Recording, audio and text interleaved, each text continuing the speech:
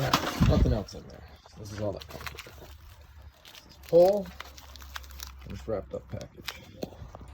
Alright, so the first thing you guys got to do is attach the stay for the guide rod, as they call it. It's more of a guide tube, but here it is. You need this piece right here, and you're also going to need the two M8 bolts, which are 10mm bolts, and the nuts, the locking nuts that go with them. You'll also need the washer and the cotter pin to attach the indicator tube to the stay. Alright, so let's get started. This will be pretty quick, so I'm just going to bring you guys through it. Here we go.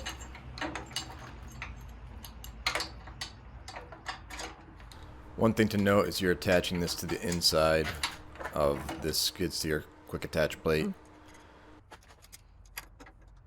The rod only works on the right side, so be sure you use it on the right side. If you put it on the left, I don't think the geometry will work out.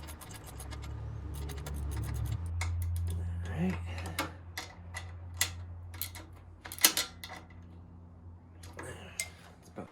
Next step is you're going to grab the stay for the guide rod and attach that to the main tube of the loader assembly.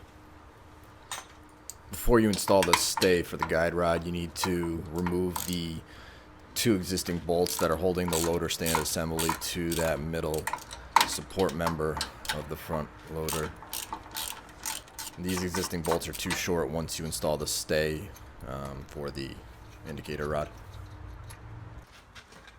Take the bracket. I got this extra hole here.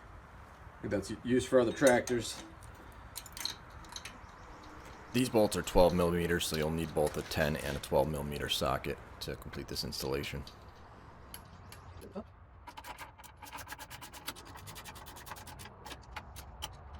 So take this piece, take that tightened down, and thread it right through there. I think you loosen this up, which is another 12mm bolt.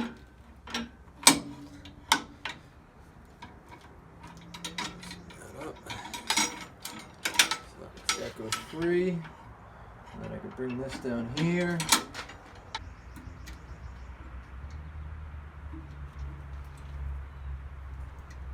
Alright, so I've put the washer on, and I'm just bending back the cotter pin to fasten it.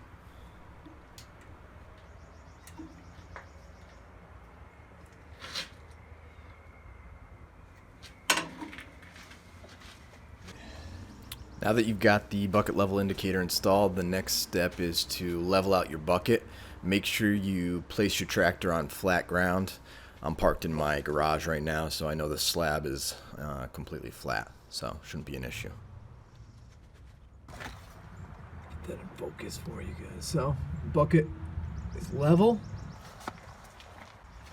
Now that we got the bucket level, just let that fall right in there. Here you're also going to want to make sure the rod is parallel to the loader boom arm so it doesn't scrape.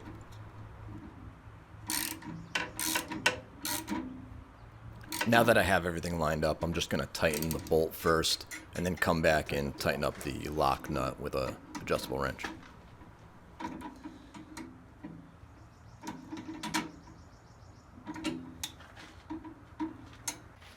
There you have it. Level indicator, all installed.